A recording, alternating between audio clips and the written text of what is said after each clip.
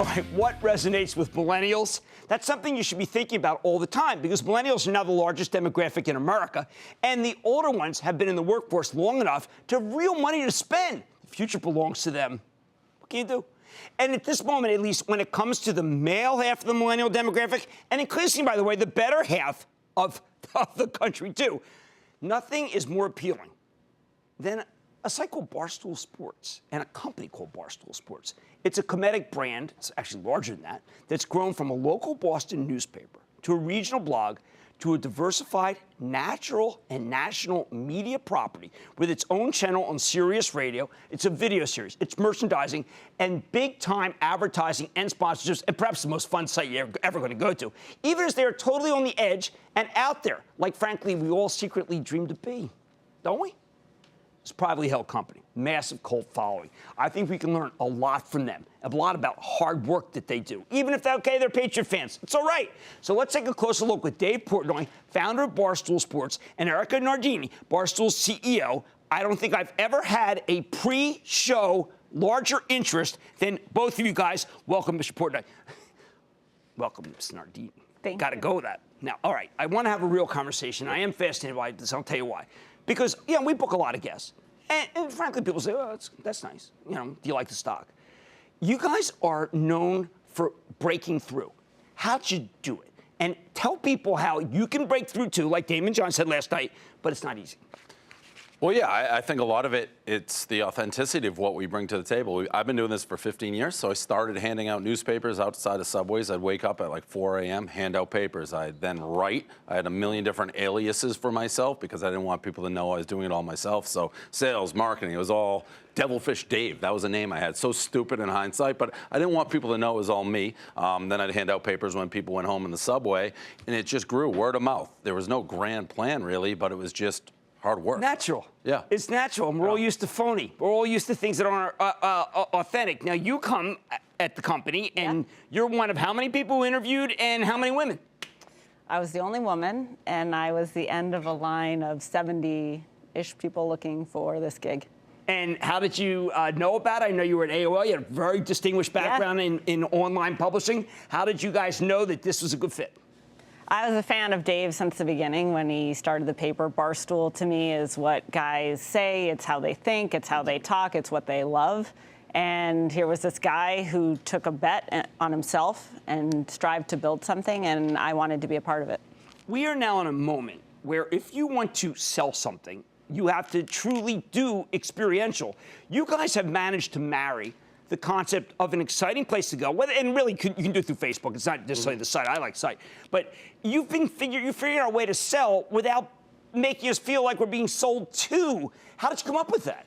In a weird way, we do it by telling you we're selling. We've always been very genuine with the audience, which is, hey, if you don't come support this, we may disappear tomorrow. We need our group of people to appear to be an army. It grew loyal, and they wanted us. They liked reading it.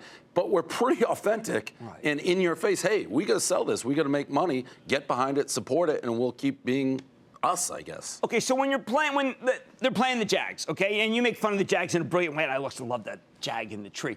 I mean, this is a national phenomenon now, right? I mean, no one just says, I hate those guys. They're Pat fans. I think they say, I like those guys. They're real. Yeah, people love us. They hate us. Right. But you have to respect what we've built, and we've done it because we're on the same level as our fans, and that's why they buy. And that's why they watch, and that's why they read, and that's why they listen. Why aren't these big advertisers scared? Why aren't they afraid of associating with someone who's so genuine that you can't control? I think some are afraid, but the ones who play with us and the ones who get involved break through, which is what we've done, and we enable brands to do that with us, and Dave's been doing that with brands since the beginning. And there's an appetite for it. We've been doing it for 15 years, so advertisers were scared in the beginning, but it's moving our way. I think it's just so much clutter that we resonate with people, and you can't argue with the results. Well, we want to talk about the results because, again, I want people to be you as best as they can, and it's working financially, right? Now, you're raising money. You have aspirations to be what with this money?